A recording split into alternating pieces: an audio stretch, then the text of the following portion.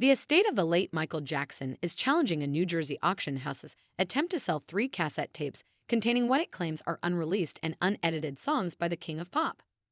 The auction, set to begin on Wednesday, has been criticized by the Jackson estate, which described it as a sad attempt by an auction site to mislead the public.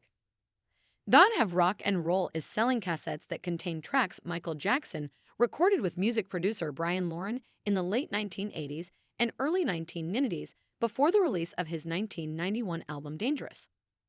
The auction house has listed the cassettes with a starting bid of $85,000 and estimates the final sale price will range between $150,000 and $200,000, TMZ said.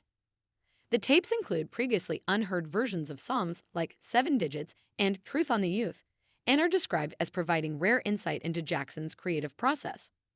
However, Jackson's estate disputes the authenticity of the tapes. The estate insists it owns the rights to the original master recordings and asserts that the tapes being sold are merely copies. The estate warned that whoever purchased the tapes would not have the legal right to reproduce or publicly play the songs without violating copyright laws. The estate's statement called the sale of these tapes a misleading effort to capitalize on Jackson's legacy. Dylan Kosinski, the CEO of Gotta Have Rock and Roll, responded to the estate's criticism, arguing that the scarcity of the tapes adds to their appeal.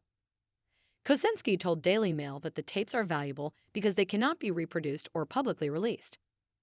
"What we are selling is an artifact only," he said.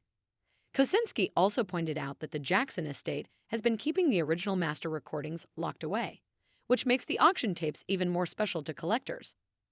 The cassettes feature demo versions of songs like 7 Digits and a never-before-heard version of Truth on the Youth, with rapper LL Cool J performing Michael Jackson's parts. Another track, Work, includes vocals by Jackson's sister, Janet Jackson.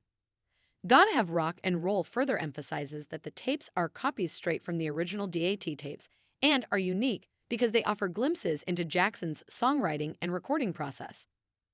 The auction's timing is significant as it coincides with ongoing conversations in the music industry regarding copyright, artists' rights, and the protection of unreleased material. While the Jackson estate asserts its ownership, the auction house is pressing forward with the sale, which is expected to draw significant attention from collectors and fans of the late pop icon.